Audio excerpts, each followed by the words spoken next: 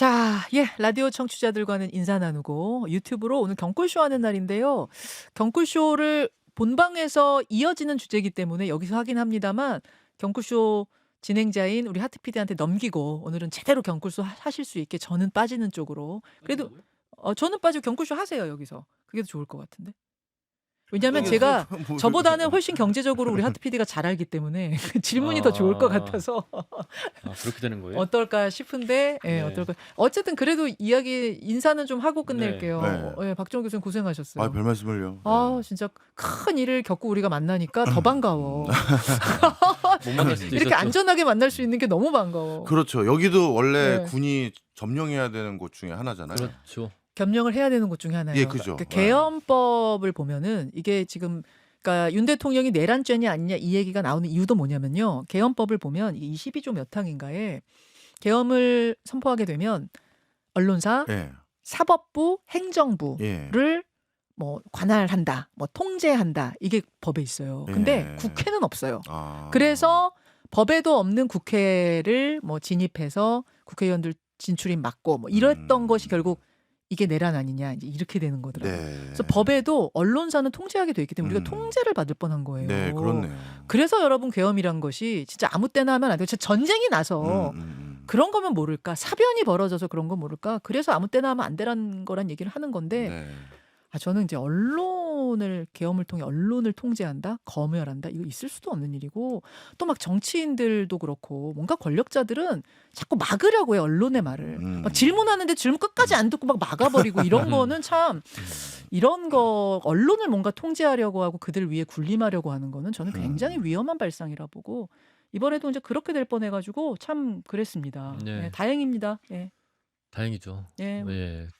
다들 그날 밤에 회사로 오면서 예, 며칠 동안 못 들어올지도 몰라. 음, 그러면서 출근을 했다고 하는데 음, 예. 그런 일이 없어서 다행이고요. 네, 예. 더 다행스러운 일이 되려면 이제 이게 제대로 마무리가 돼야 되는데 어떻게 될지 모르겠습니다. 며칠 국가가 동안. 안정화가 되는 것까지가 마무리니까 네. 지금은 사실은 뭔가 안정적인 상태가 아니고 경제도 완전히 안정됐다 이렇게 보기 어려운 거잖아요. 그렇죠. 특히 이제 네. 좀 더 걱정이 되는 게 음, 이제 우리나라가 그러면 정치적인 안정이 꽤 네. 달성이 돼야 또 경제도 그것 때문에 굴러가는 네. 거잖아요. 예, 결정을 해줘야 그다음 뭐가 굴러가는데 그런 것까지 달성되기까지는 이번 소요는 잘 넘어갔지만 상당한 시간이 더 걸릴 것 같아요. 오늘 그 얘기를 좀 드리려고 하는데요. 예, 예.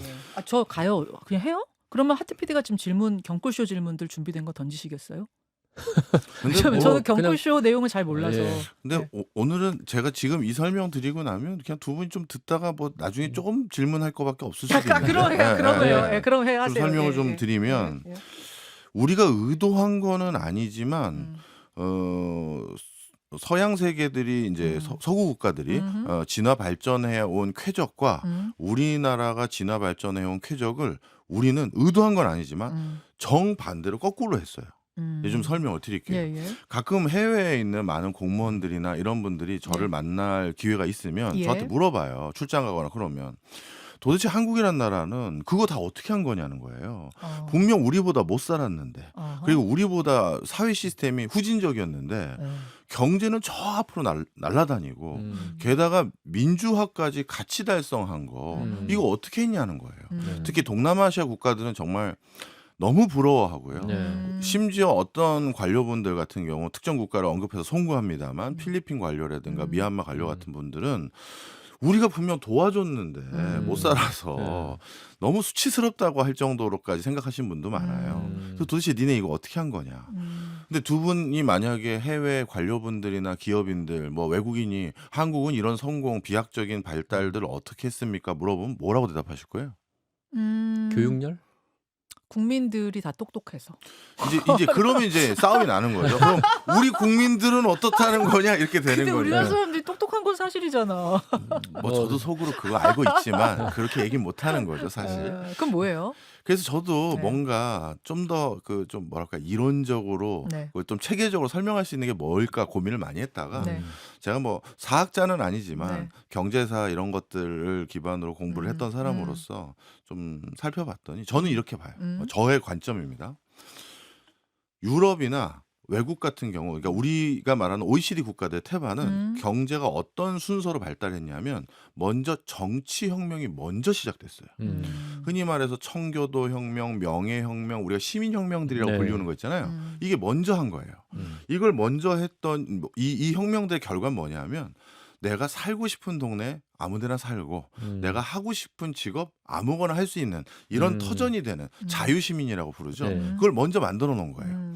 그래서 그걸 먼저 만들어 놨더니 그 정치 혁명 때문에 일어날 수 있었던 게 뭐였냐 하면 그 다음이 산업혁명이었어요. 왜냐하면 드디어 내가 하고 싶은 일을 내가 마음대로 시간과 에너지를 쓸 수 있게 된 거잖아요. 영주가 와서 너는 갑파치야, 너는 대장장이야, 뭐 생산하고 남은 거 일부를 날 주면 돼. 뭐 이걸 한 게 아니냐 보니 본인이 이제 자신의 뭐 상상력 그리고 자유 의지에 따라서 왜 마차는 항상 말이 끌어야 되지? 말이 안 끄는 뭐 마차 같은 거 없을까? 이런 황당할 수 있는 그 네. 당시에는 네. 그런 거에 시간도 쓰고 할 수 있는 여지가 생기다 보니까 발명가들 생기고 기업가들 생기고 이런 게 생긴 거예요. 아. 그래서 그 결과가 산업혁명으로 이어졌어요. 예. 그러니까 경제적인 혁명이죠. 예. 그리고 그 경제혁명을 달성한 국가들이 그 다음 했던 게 교육혁명이었어요.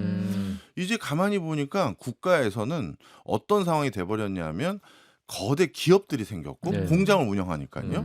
그럼 그 공장에서 거대 기업에서 원활하게 일할 수 있는 근로자들을 지속적으로 공급해야 국부가 계속 쌓이게 되는데 이 공장에서 일을 하려면 기초 소양 교육을 모두가 다 같이 받아야 되는 거예요.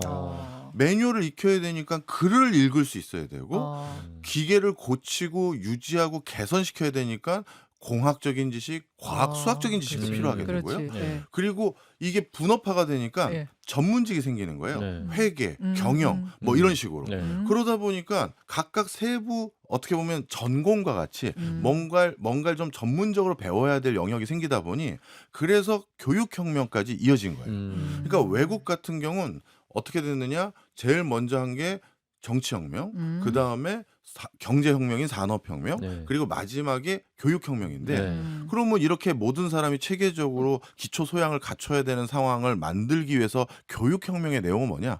공교육이라는 개념이 도입된 거예요. 이제 국민이라면 교육 네가 받고 싶으면 받고 받기 싫으면 안 받는 게 아니라 의무 교육. 너 무조건 기초적으로 어느 학교까지는 다녀야 돼. 이걸 강제하기 시작한 것들 이런 것들이 교육혁명의 가장 근본적인 내용 중에 하나인데요. 보편 교육과 함께. 자 이렇게 했는데 우리나라는 잘 생각해 보세요. 이거를 완벽하게 거꾸로 했어요. 아. 우리 처음에 해방되고 광복되고 나서 제일 먼저 한 게 재헌헌법에 들어간 게 의무교육을 명시했어요. 아, 그것부터 했죠. 맞네. 네. 맞네. 그리고 그 당시 우리 교과서에선 빠진 걸로 알고 있는데 성인 문맹 퇴치 운동을 같이 했어요.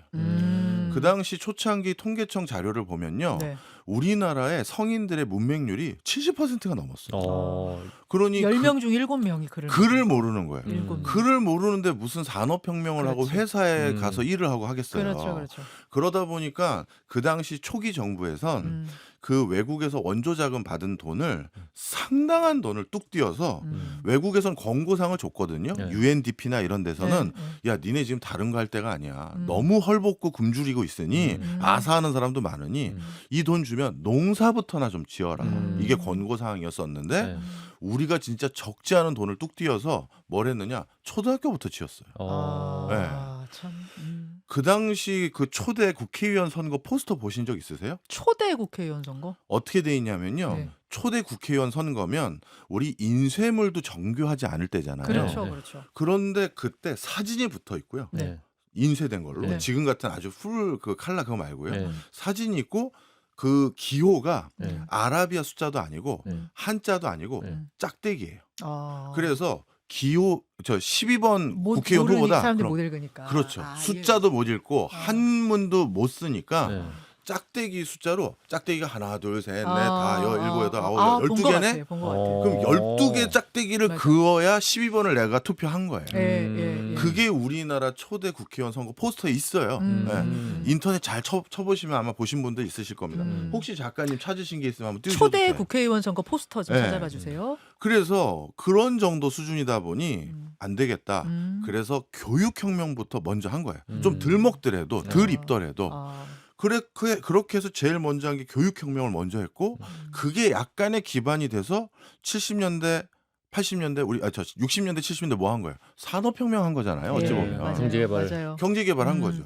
그 두 번째가 산업혁명을 한 거고 그리고 가장 뒷단에 마지막에 선택한 게 예전에 80년대 우리 학생운동들 민주화운동. 그리고 최근에는 촛불 뭐 태극기 뭐 이런 여러 가지 정치적인 어떤 소요들 그리고 엊그제 있었던 것까지 이제 정치혁명이나 정치적인 개선을 우리가 해가고 있는 과정인 것 같아요. 네. 그런데 정치 참여까지 말씀하시는 그렇죠. 거죠. 이렇게 하다 보니까 어떤 문제가 생겼냐면 이렇기 때문에 우리가 빨리 할 수 있었다는 거예요. 자, 설명을 좀 드릴게요. 외국은 네. 아까 청교도 혁명이 네. 1649년인가 하여튼 1600년대 중반이에요. 그리고 산업혁명이 1800년대까지 이어졌거든요. 네. 그러니까 민주주의와 그다음에 경제 발전을 둘 다 달성하는데 200년 가까이 소요된 게 통상적이에요. 국가마다 좀 차이는 네. 있습니다만. 그런데 이걸 니네 한국은 어떻게 반세기 만에 했느냐. 그런데 해외 역사를 보면요. 이 청교도 혁명이든 시민혁명이든 명예혁명이라고 불리우는 게 그게 그렇게 혁명까지 이어지는데 그것만 100년 이상의 소요들이 있었어요. 그러니까 이 세 가지 혁명 중에서 가장 시간이 오래 걸리는 게 정치혁명이에요.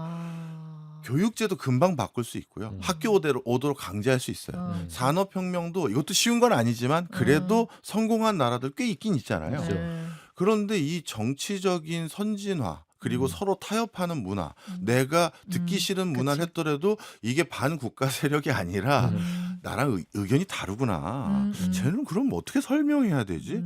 내가 진짜 뭘 잘못하고 있는 건 아닌가? 생각해보는 그 성찰까지 일어나는 데는 상당한 시간이 걸리나 봐요. 그것도 맞는 말씀이다. 그래서 저는 외국 분들에겐 요즘 그렇게 설명해요. 우리는 이걸 거꾸로 했기 때문에 표면적으로 조금 빨리 올라온 것 같아 보이지만 우리나라 내부에서 정치적인 부분에서의 선진화는 조금 더 걸릴 것 같다. 여기서 말하는 선진화는 여당과 야당이 잘 타협하고 협치할 수 협치하는 있고 거. 소통하고 예. 자기랑 의견이 들어도 좀 들어주고 그렇죠. 그래서 합리적인 게 무언가를 찾아가는 그 과정, 예. 숙론의 과정 이게 우리 없잖아요. 예. 국민들도 마찬가지예요. 선 아니면 악, 내 편 아니면 남의 편. 중간에서 듣고선 그때그때 합리적인 생각을 하려는 그 노력들을 우리가 더 해야 되거든요. 지금 두 번째 그거 여쭤보려고 했었어요. 그것도 말씀드리려고.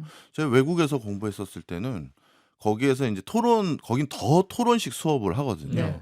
거기 토론식 수업을 할 때는 자신과 의견이 다른 쪽을 적이라고 생각하지 않아요. 나에게 모멸감을 줬다고 생각하지 않아요. 넌 그래? 야, 너 전혀 다른 의견이구나. 이것도 신기하네 하면서 그치. 자기 의견 얘기하고 상대방 의견 얘기하고 그리고 의견을 하다가 갑자기 자기 입장을 바꾸는 친구들도 너무 많이 봤어요. 듣다 보니까 정우야 네 얘기가 맞는 것 같아. 네. 그러면 내 생각 좀 수정해야겠어. 이럴 수 있다는 거죠. 그러면 이제 교수님들이 네. 야, 이러면 우리 수업을 끝까지 못 하는데 큰일 났네 막 하면서 무서워요. 막 서로. 와. 그런데 우리나라에서 제가 네. 학교에서 토론식 수업을 한번 대학원에서나 네. 이런 데 해보잖아요. 네. 그러면 네. 나랑 입장이 다르다는 것으로 네. 쟤를 꺾어 내려야 된다. 쟤를 설득해야 된다가 아니라 꺾어 내려야 되는 거고 쟤는 나의 아주 노골적으로 표현하면 적인 거예요. 그치. 그래서 이게 나중에는 그 토론 수업 한번 약간 불이 붙었다 흔히 얘기를 하면 그 다음에는 그 둘의 사이도 멀어지는 경우도 있어요. 그래서 이게 도대체 우리 솔직히 말씀드리면 우리도 방송 많이 하면서 수많은 댓글도 모니터 할 수밖에 없잖아요. 근데 댓글이 모두 다 그 수준 높은 댓글만 있다라고 하면 그건 솔직히 거짓말일 거예요. 그렇죠. 근데 뭐 제가 이거는 외국과 비교해서 우리가 더 어떻다 이렇게까지 말씀을 못 드리겠지만 우리나라의 논조 중에 일부는 의견이 다른 뭐 정치적 이념이 다르든 아니면 견해가 다르든 간에 그거를 저는 이런 논리로 그렇지 않다고 생각합니다가 아니라 그냥 인신공격성 댓글도 솔직히 있단 말이에요. 많죠. 근데 제가 그게 댓글이니까 그건 대놓고 인신공격을 할 수 있지만 학교 수업 때나 네. 아니면 그냥 회사에서의 어떤 이슈 토론을 할 때도 예. 뭔가 인신고격을 저 사람은 받았다고 생각하고 그 회의 끝나고 나가는 모습들을 슬쩍 볼 때도 있거든요. 아. 그래서 솔직히 말씀드리면 이번 소요는 정말 잘 일단락돼서 다행이지만 앞으로 우리가 가야 될 길이 정치 쪽에서는 전 상당히 오래 걸릴 것 같아요. 이번에 만약에 어떻게 결론이 날지 모르겠지만 네. 새로 내각이 다 꾸려질 수도 있고 어느 시점에는 대통령도 분명 다시 뽑겠죠. 네. 임기를 채우든 임기를 못 채우든 간에. 네. 그리고 등장한 그분과 새로 또 다른 이제 새로운 여당이 될지 기존 여당이 그대로 있을지 모르겠지만 그렇게 됐었을 때 그 다음에는 갑자기 협치가 원활하게 될 거라고 두 분은 생각하세요? 아니요. 전혀 아니에요. 전혀 아니에요. 더하면 더했지. 네. 갈수록 더 심해지는 것 네. 같아. 그래서 정말 죄송한 얘기임에도 불구하고 우리나라는 이 정치혁명이라는 이 과정을 네. 이 제일 어려운 숙제, 제일 음. 긴 시간이 소요되는 숙제를 제일 뒤로 미뤄왔기 때문에 네.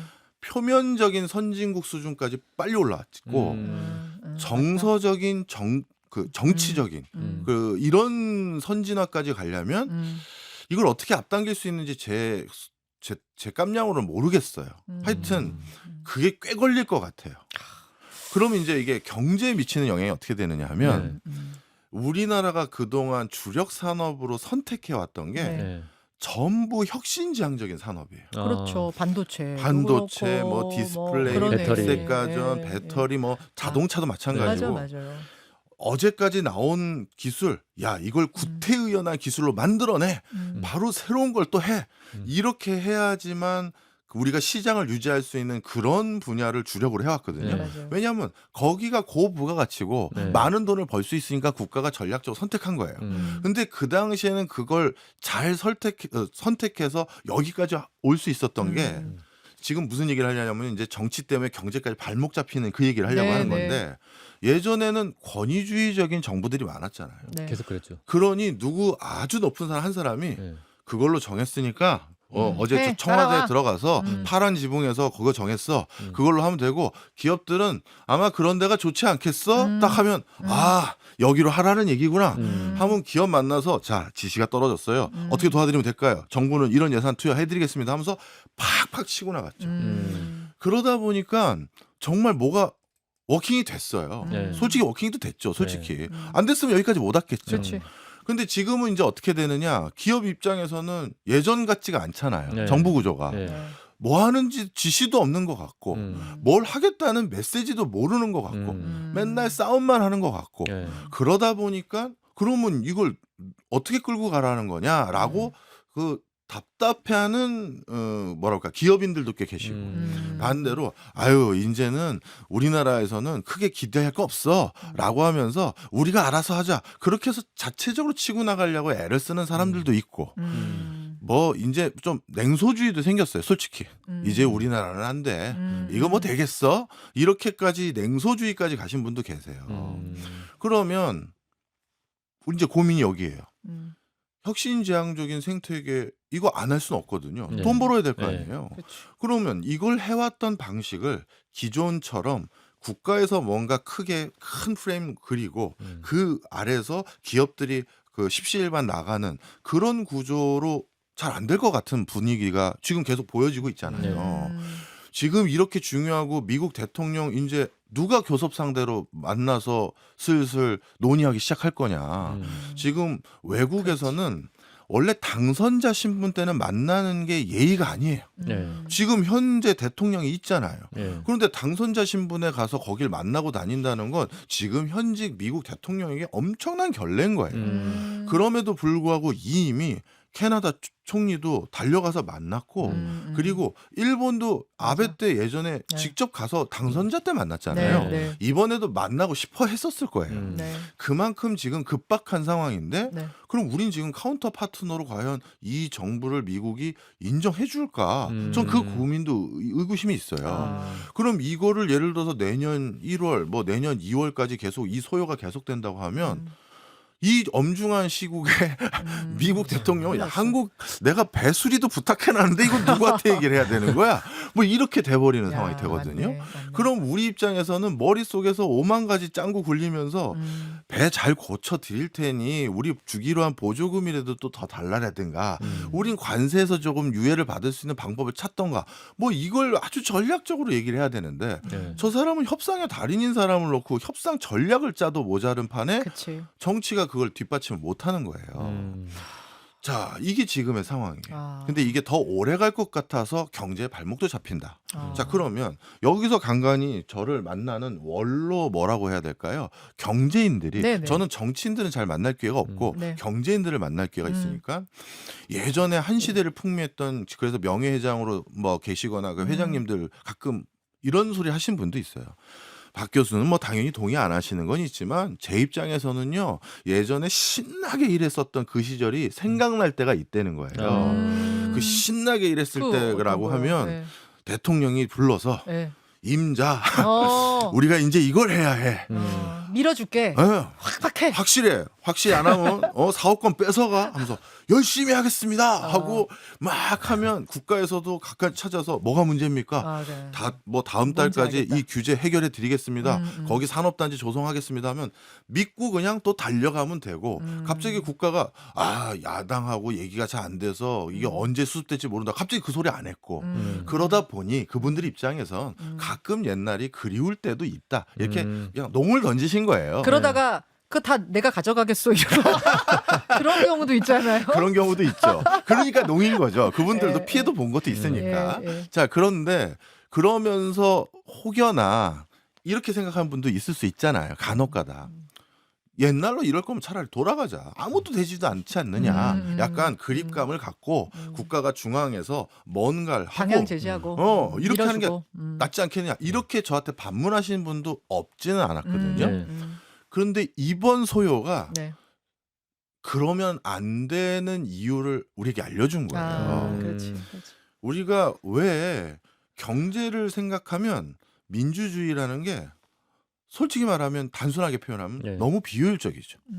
그잖아요. 효율은 맞아. 더 떨어지죠. 효율은 솔직히 떨어지잖아요. 네. 구성원들이 동의할 때까지 구성원들도 이해할 때까지 시간도 걸리고 설득도 해야 되고 그렇지. 그게 다 비용이고 시간이잖아요. 네. 질문을 던지고 그거에 대해서 받아주고 또 다른 반론이 있으면 또 반론하고 서로 뭐 이런 과정이 얼마나 지리하고 맞아요. 힘들어. 그냥 내가 하는 게 맞아. 토달지 마. 질문하지 마. 가는 거야. 이렇게 이게 빠르거든. 잘하시네. 아니 그렇게 하려는 사람들을 저는 많이 만나요. 아, 예. 인터뷰하면서 네. 야, 자기가 맞는데 거기에 대해서 질문하지 마. 맞아요, 이런 맞아요. 사람들 많아요. 너무 많죠. 저도 그- 보면 늘 보이죠. 굉장히 권위주의적인 예. 거거든요. 그래서 사실 경제 효율이라는 것만 따지면 네. 민주적인 거라는 게 굉장히 비효율적인데 네. 그러면 민주화 왜 하고 민주적인 절차 왜 거쳐야 되느냐? 이게요. 바닥을 다져요. 그럼요. 그럼요. 나락으로 떨어지는 일을 막는 거예요. 바로 이번이 그걸 확인해 준 거죠. 민주적인 우리가 성숙도가 없었다면 국회가 저렇게 저건 잘못된 결정입니다. 2시간 만에 바로 잡을 수 있었을까요? 그리고 국민들도 민주적인 소양이 이 과정에서 이 지리한 소요와 이런 걸로 높아지니까 군인들도 현장에 가 있는 군인들도 맞아. 이걸 내가 여기 왜 와 있는 그거 거야. 느끼셨죠? 있어요. 다 사실 눈빛이. 저도 느꼈어요. 그러니까 가라고 하니까 가긴 갔는데 네. 이게 지금 맞는 거야 하는 제가 어떤 거에서 그걸 느꼈냐면 석준 씨, 유석준 감독 그 왜 소화기 막 뿌리는 그 장면 있잖아요. 네. 자, 공수부대가 들어갔어요. 근데 이제 막 거기서 격렬하게 국회 뭐 보좌관진들 이런 사람들이 막으니까 부딪혔단 말이에요. 그러다가 보좌진들이 소화기 분말을 쏴요. 네. 근데 공수부대인데 특전사인데 소화기 분말 쏜다고 거기 들어가려고 지금 못 들어갔을까요? 전 들어갔다고. 당연하죠. 근데 이 더 이상 안 가. 안 가요. 안 가. 네. 이거 네. 아니라고 본 거지. 아니라고 보는 거예요. 네. 그래서 이렇기 때문에 이 지리하고 또 때로는 답답해서 우리 김현정 뉴스쇼도 요즘 보기 싫다. 맨날 싸우기만 하고. 왜냐하면 정치라는 게 어느 정도 수준에 싸우다가 예. 대타협을 하는 예. 그런 아주 뭐랄까요 통쾌한 맛으로 보는 거잖아요. 그렇지. 그런데 그런 게 없으니까 그런 사람도 있을 수 있는데 네. 그렇지만 이 지리한 우리가 학습, 이 과정 이걸 거쳐가야 될 이유가 네. 어디에 있는지가 지지난 밤에 우리가 확인한 거예요. 예. 그래서 저는 네. 개인적으로 이 정치적 혁명이라고 해야 될지 이 과정 이걸 빨리 일단락되는 그 시기를 보고 싶어요. 그러면 너무 스마트한 국민들이기 때문에 네. 아니라고 자기가 생각했던 게 아니거나 아니면 나도 맞는 부분이 있는데 이번에는 우리 쪽에서 양보를 해주자. 그러면 저쪽도 또 양보해 줄 때가 있을 테니까 라고 하면서 한 발 한 발 성큼성큼 갈 그 기동력은요. 저는 전 세계에서 우리나라 제일 좋다고 생각해요. 와, 오늘 진짜 음. 강이다 강의 한편에 네, 진짜 그러니까 경제와 정치는 이래서 뗄려야 뗄 수 없는 그렇죠. 정말 뗄 수 없는 이런 밀접한 관계가 그럼요. 있단 말씀. 저도 이번 계엄 사태 겪으면서 와, 이게 빨리 진압되지 않았었으면 경제는 어떻게 됐을까? 가뜩이나 먹고 살기 힘든다는 아우성이 정말 여기저기서 터져 나오는데 이게 하루 이틀 더 갔으면 어떻게 됐었을까? 아찔해요. 네. 예. 그 경제가 정치 앞에 얼마나 무력한가도 느껴졌고. 그렇죠. 맞아요. 느껴졌어요. 사실 그 비유적인 표현으로 우리가 그런 소리 많이 합니다. 한국 정치학회가 있고요. 네. 한국 경제학회가 있는데 네. 한국 정치학회는 네. 건물을 가지고 있어요. 제가 알기로. 네. 부자예요.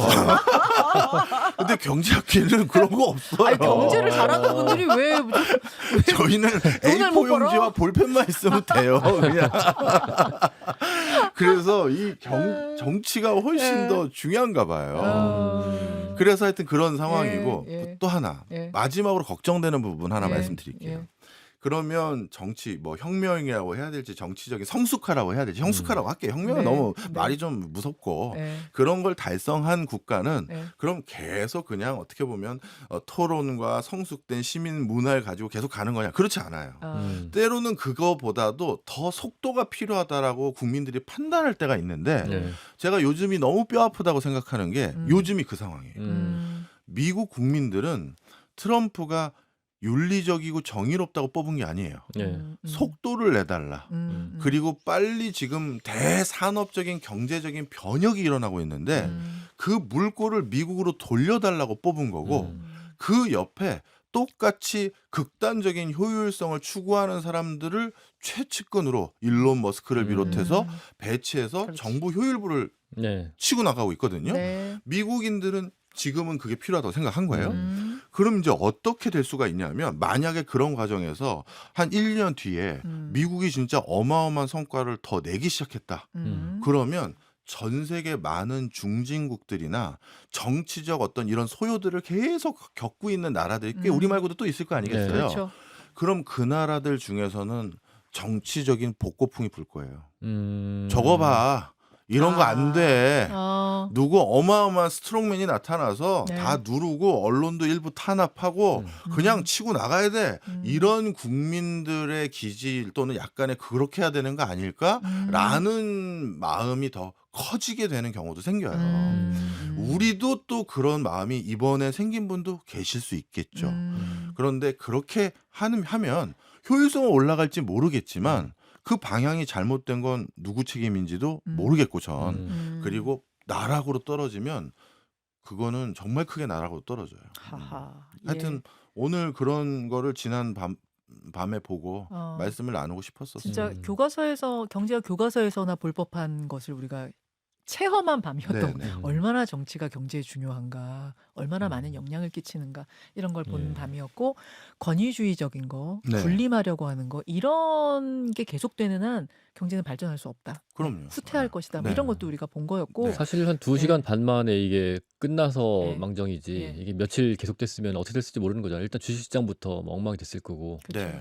그리고 뭐 우리나라에 누가 투자를 하겠어 이런 상황에서 뭐 그 잠깐 사이에도 몇 나라가 우리나라를 여행 금지 국가, 뭐 여행 주의 국가 지정하고 막 난리였는데 이게 길어졌으면은 산업 전반이 다 타격을 받았을 텐데 근데 이게 뻔히 보이는 거잖아요. 이게 처음에 계엄을 선포하면서 나는 2시간 만에 끝내야지 하고 선포하진 않았을 테고 며칠이 아니 몇 달이라도 갈 거라고 생각을 하고 추진을 했을 텐데 네. 그러면 경제가 이렇게 망가질 거라는 걸 예상을 못했을까? 그래서 아니면 기재부 장관이 최상목 장관이 엄청 예, 반대했대잖아요. 반대했다잖아요. 그럼에도 불구하고 한 거잖아요. 네.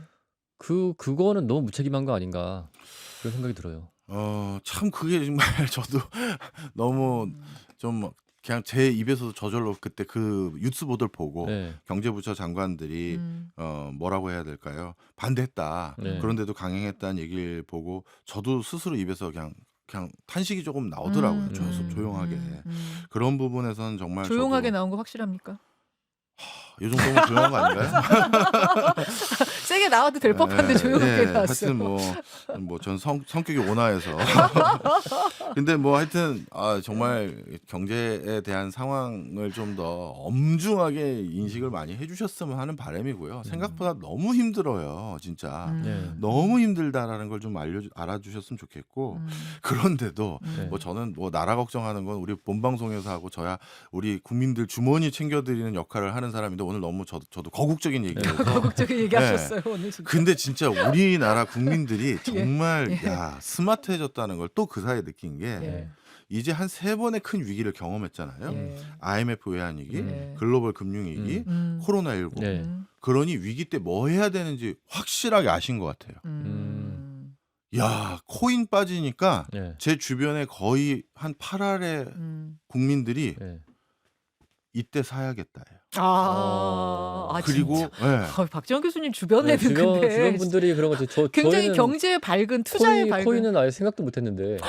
코인뿐만 아니라 증시 열려서 예. 뭐 서킷 브레이크든 뭐 이런 것들 딱 생기면 바로 사야겠다. 요즘 다 그런 분위기가 많았어요. 그런데 오히려 증시가 뭐 그분들이 이제 농이겠죠, 그것도 들 빠져서 나 마통 개설하고 바로 들어가려고 했는데 이런 분들까지 있거든요. 이건 두 가지예요. 굉장히 위기 대응 능력이 좋아진 거예요. 저도요. 우리 그 경구쇼에서 한번 얘기를 했습니다만 사회생활 처음 했던 그 언저리가 글로벌 금융위기 때였어요. 그땐 저도 경제 잘 모를 때니까 네. 사회 초년생이 네. 공부나 했지. 위기 터진다니까 주식시장에 있던 조금 있는 돈 그거 빼셨죠. 빼가지고 전기차 붙은 현금화. 걸로 다 넣어놨죠. 그렇지, 현금화. 그렇지. 예. 현금화. 보장되는 거. 그런 걸로 예금으로. 넣어놨죠. 근데 그때 저보다 한 10년 앞서서 사회생활했던 형들은 진짜 한 형은 집까지 담보 대출 받아서 네. 주가 딱 어느 정도까지 빠졌다라고 스스로 판단하는 선까지 기다렸다가 다 넣는 거예요. 와 강심장이다. 그러다 더 떨어지면 어떡하려고. 근데 이제 그러니까 그건 자기 판단인 거죠. 그래서 여기가 바닥이다라고 여기가 보는 난 이 정도면 자기 됐어. 판단? 난 바닥인 것 같아. 하면 넣고 뭐 한 20% 현금 좀 남아놨다가 더 예. 좀 더 떨어져서 그것까지 다 집어넣었다고 하더라고요. 와. 그래서 제가 그 형한테 물어봤어요. 형은 그때 어떻게 그런 선택을 할 수가 있었어? 그랬더니 정호야 나도 너랑 똑같았었거든. 근데 내가 사회생활 처음 했던 시절이 IMF 외환위기 때였어. 근데 내가 그때 두고두고 그때 내가 삼성전자를 사놨었으면 야 30배 올랐는데 30. 그리고 그때 SKT를 사놨었으면 롯데칠성을 샀으면 이런 소리를 두고두고 후회를 했대요. 제가 똑같은 얘기 들은 게 있는데 네. 그 IMF 때 네. 그때 98년 97년 고무렵에 다 똥값 됐잖아요. 예. 아파트들 막 다 왜냐하면은 당장 사업을 해야 되는데 돈이 없으니까 갖고 있던 아파트를 다 내놓는 팔고 거죠. 이런 사장님들 많았거든요. 네. 그래서 그때 강남 쪽에 예. 한 아파트가 한 제가 30평짜리였나 20평짜리였나 2억까지 갔었대요. 그게 지금 40억. 40억이래. 그래서 네. 그때 돈 있는 사람들은 거기 투자를 하더라는 거예요. 우리나라가 어떻게든 부도난다고 하는데 그걸 사더라는 거예요. 그렇죠. 근데 그 사람들 지금 5채 산 사람 그런 비슷한 거잖아요. 맞습니다. 예, 예. 그래서 그 형은 IMF 외환위기 때 성찰한 걸로 네. 글로벌 금융위기 때 투자해서 그 형 그때 정말 적지 않은 돈을 벌었어요. 사실 경제적 자유를 그때 달성했거든요. 근데 그 얘기는 결국은 이 나라가 이런 어려움을 겪어도 치고 올라갈 거야라는 믿음이 그렇죠. 있을 때 가능한 거지 이대로 그냥 계속 추락할 거야라고 하면 투자하면 바보지. 예. 그거는 오판인 거지. 맞아요. 그렇죠? 그래서 지금 중요한 얘기 해주셨어요. 국민들이 맨날 겉으로는 네. 답답하시니까 네. 냉소적으로 아유 뭐 이 나라 뭐 제대로 되겠어 하지만 큰 믿음이 있어요. 절대 나락으로 갈 나라 아니라는 거 알아요. 적어도 일정 임계점 넘어간 우리나라의 경쟁력 있는 기업들, 산업들 이건 절대 안 무너져. 아는 거예요. 그래서 두 가지예요. 여러분들 뭐 저는 나라 걱정하는 게 아니라 여러분들 주머니 걱정하는 사람이니까요. 네네. 만약에 뭔가 국가가 크게 휘청거릴 이슈가 있다. 네. 그럼 탄탄한 나라입니다. 민주화까지 이번에 보셔서 달성된 거 보셨죠? 그냥 문제 생길 것 같으면 더 넣으십시오. 아, 주머니 걱정하는 분 입장. 네, 주머니 걱정하는 그러니까 분 투자 입장입니다. 상담사 네, 같은 입장이죠. 예. 느낌으로 네. 주신다면 오히려 흔들릴 때 그럼요. 너무 후퇴하고 위축되지 마라. 예. 믿어라. 예. 근데 이거는 또 그 돈이 좀 장기적으로 봤을 때 여유가 있는 분들한테는 그렇죠. 해당되는데 당장 급한 돈 넣을 수 당장 있는. 내가 6개월 후에 써야 될 돈인데 이걸 넣는다. 이건 위험하죠. 혹은 마이너스 통장 빚져서 투자한다. 이건 위험하죠. 이것도 어때요? 말씀드릴게요. 네. 전 세계 하버드 대학교든 네. 옥스퍼드 대학교든 저기 베이징이든 도쿄든 아니면 서울대든 어느 대학교도 재무론, 투자론 수업이 있잖아요. 네. 네.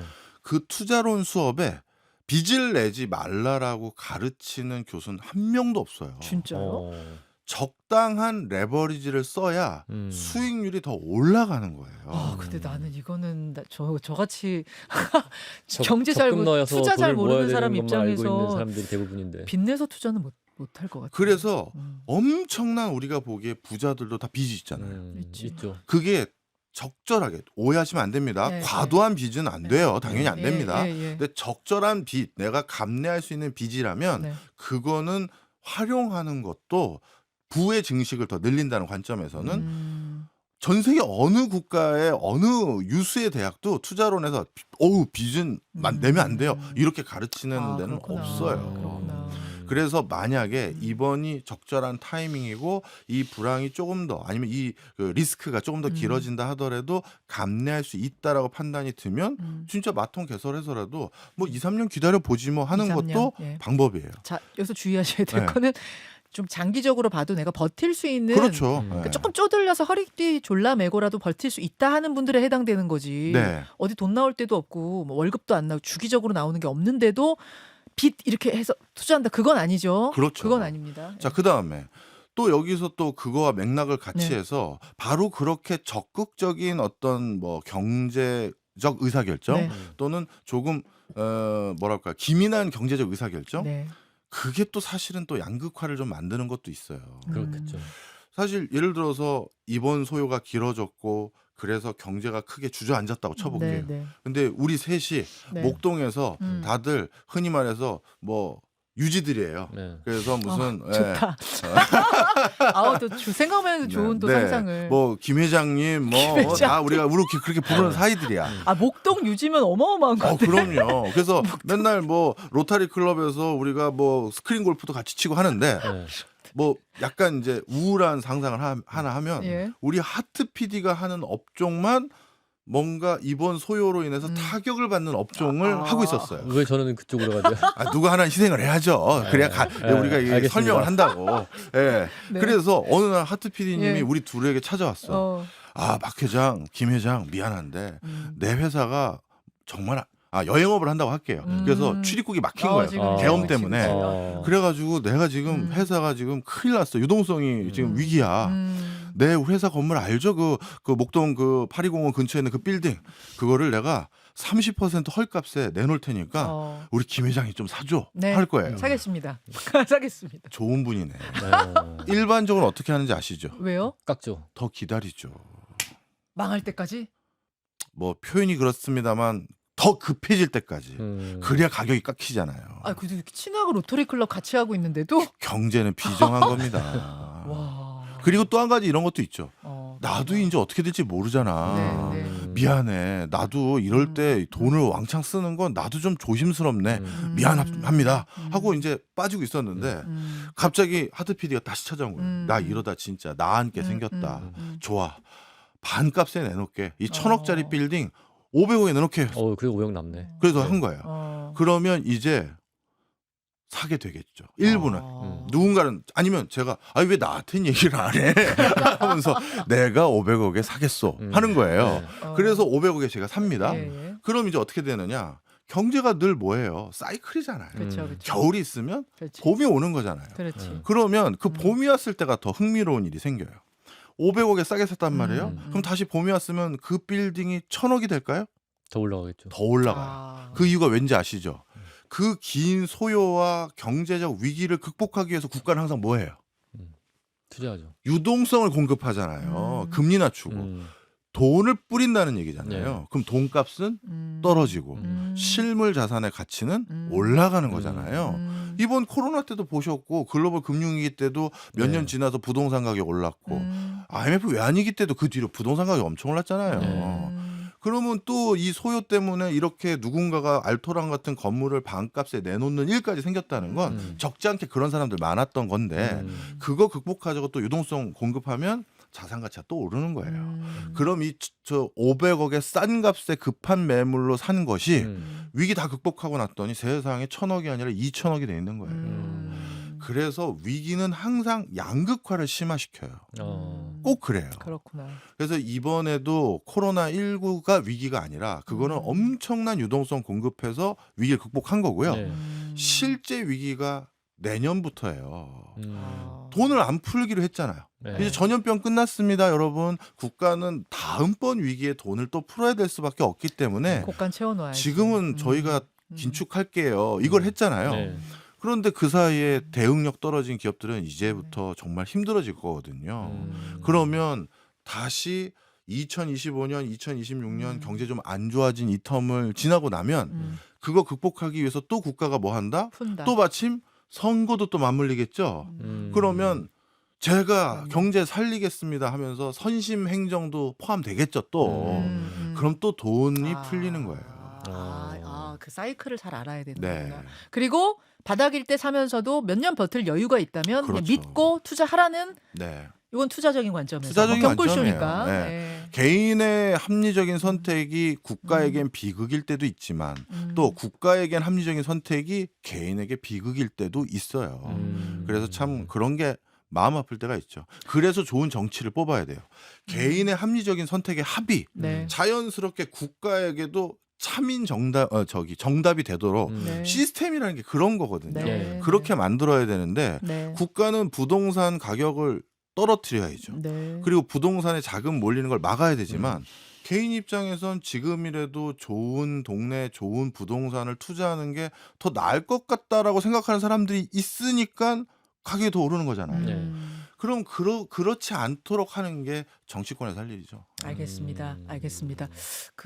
오늘 굉장히 좋은 그래요? 큰 눈을 갖게 해주신 것 같아요. 그래요? 그럼 지금 주식시장 너무 어렵잖아요, 네. 우리나라. 근데 꽉 물린 개인 투자자들, 그러니까 네. 뭐 소액으로 투자하시는 개인들 중에 꽉 물려 있는 분들이 있거든요. 근데 막 30% 이상 떨어져서 이걸 팔아야 돼 말아야 돼 막 이런 분들도 일단은 묵혀도 돼. 그러니까 급히 써야 되는 돈 아니면 좀 믿고 기다려도 돼요?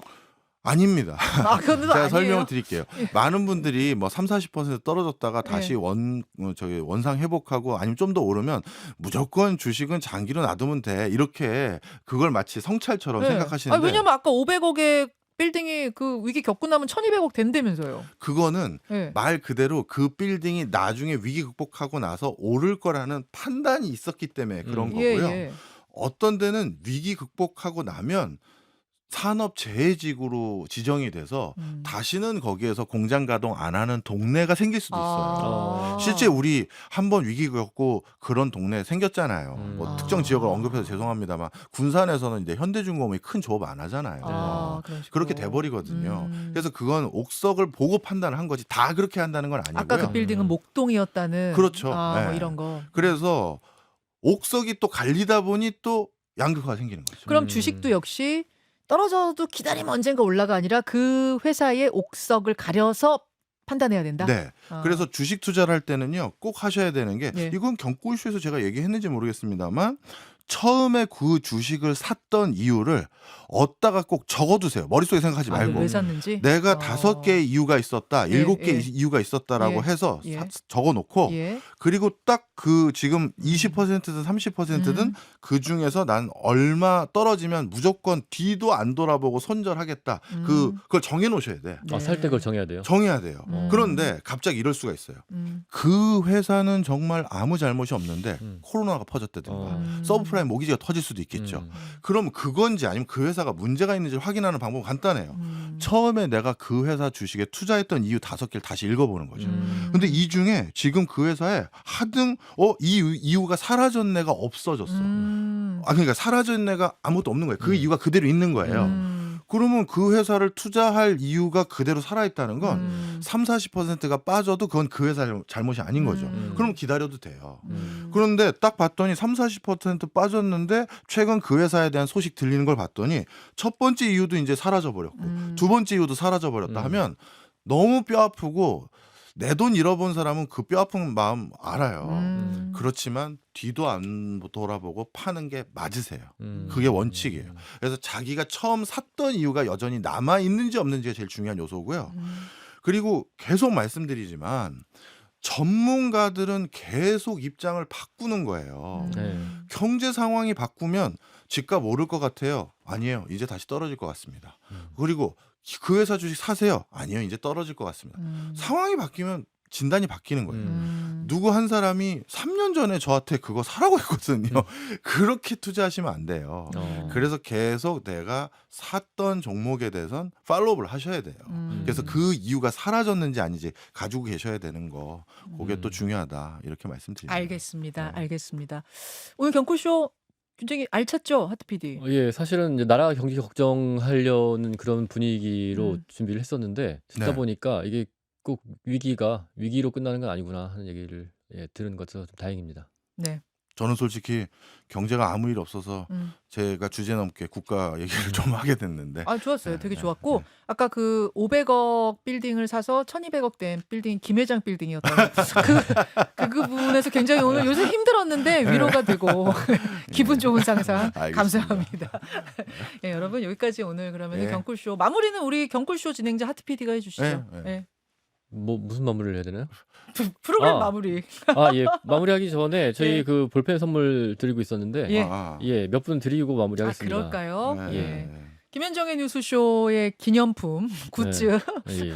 이 볼펜을 이번 주에 대량으로 저희가 드리고 있거든요. 예. 예. 아, 제가 오늘 사실 이거 말할까 고민하고 주저하고 왔는데 네. 투윅스님께서 네. 오늘 강의는 레전드 강의라고 저 응원해 주셔서 예. 감사의 마음으로 아이, 꼭 고맙습니다. 전달해 드리고 싶습니다. 고맙습니다. 음. 한 세 바퀴 돌까요? 하트 예, PD? 그래도 될 것 같습니다. 예, 젬마 파크님이 네. 박 교수님 위로의 말씀 힘이 많이 됐습니다. 오늘 2시간 넘게 생방 청취한 저를 칭찬합니다. 하셨습니다. 네. 저는 명성윤님 드릴게요. 김 회장님 커피 좀 주세요. 예, 김 회장이 쏘겠습니다. 야, 갑자기 순간중간 댓글이 쏟아져서 한 분께서 제가 못 읽었는데 볼펜 주시면 교회 다닐게요라고 하신 분이 있어요. CBS니까. CBS니까 이분도 드려야죠. 한번 드리죠. 네, 고맙습니다. 또 하트 PD? 예, 민남매 아빠님 정말 눈물 나는 요즘이네요. 하나님이 보호하셨으면 좋겠습니다. 오늘 네, 갑자기 종교 또 홀리죠, 종교에 우리. 또. 네, 시국이 뒤숭숭하다 예. 보니까 네. 예, 좀 홀리한 글에 눈길이 가는 모양입니다. 저는 어떤 분한테 좀 드림을 줄까요? 처음부터 지금까지 쭉 청취했다는 대산정님한테 대산적 한자로 쏘겠습니다. 또 교수님 마지막 예. 바퀴 돕니다. 문재용님, 박 교수 역시 살아있네. 그럼요. 응원해 주신 분들 감사합니다. 그럼요, 고맙습니다. 네. 하트 PD. 선선한 날씨를 좋아해라는 아이디 쓰시는 분인데요. 네. 경제에 관심 없던 제가 뉴스쇼 통해 세상을 보는 눈을 갖게 됐어요. 감사합니다. 하셨습니다. 고맙습니다. 저는 해피트리님, 김 회장님 오늘 진행 수고 많으셨어요. 근데 진짜 요런 일들 막 큰일 터지면 정치인들도 되게 예민해져요. 그럼요. 그래서 아까 진행할 때도 뭐 질문 그냥 근데 뭐 이탈표 8표 나올까요? 요 질문 하려고 그러는데 갑자기 또 우리 그 한 인터뷰이께서 질문이 뭐 8표 나올까요가 못할 질문은 아닌 것 같아요. 당연히 해야 되는 거죠. 예, 근데 본질적인 질문을 그럼 어떤 뭐야? 거를 하라는 말씀이신지 저는 약간 의아해서 아무튼 좀 예민한 때에 진행을 하는 게 참 쉽지 않다는 거 오늘 네. 또 배우면서 우리 해피트리님 위로해 주셔서 감사합니다. 예민한 이때 그때 긴장하면서 요새 진행해야 되는 때예요. 네. 우리 보양식이라도 좀 먹어야 될 것 같아. 뭔가 저희는 원기를 회식 같은 거 안 합니까? 김현정 해야죠. 있으시죠? 12월이니까. 근데 이게 우리 숙련에 잡아야 저 되는데 배가 고파요 예, 항상 저. 시국이 시국이니만큼 하트 PD가 좀 앞장서 주세요. 그럼 예. 날짜 정하겠습니다. 알겠습니다. 그러니까요. 네, 나와서 좀 의논하도록 하겠습니다. 그럼 우리 로타리 예. 클럽 예. 생긴 걸로. 목동 유지되는 김 거예요? 회장, 박 회장, 유 회장. 예, 저 여행사를 하는 걸로. 네. 여기서 인사드리고요. 내일 근데 정말로 어제 밤부터 굉장히 긴장의 연속이었는데 우리 박 회장님 덕분에 잠깐 웃어서 너무 좋아요. 저는 성격이 그냥 뭐 이렇게 좀 밝은 편이에요. 이해해 주십시오.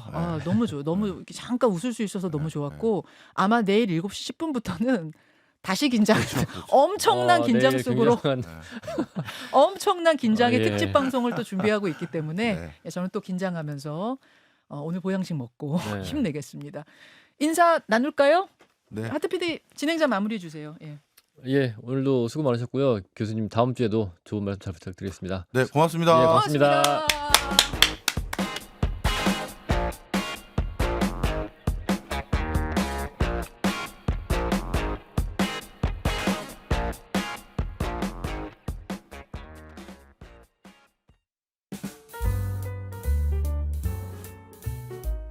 김현정의 뉴스쇼는 시청자 여러분의 참여를 기다립니다. 구독과 좋아요, 댓글 잊지 않으셨죠?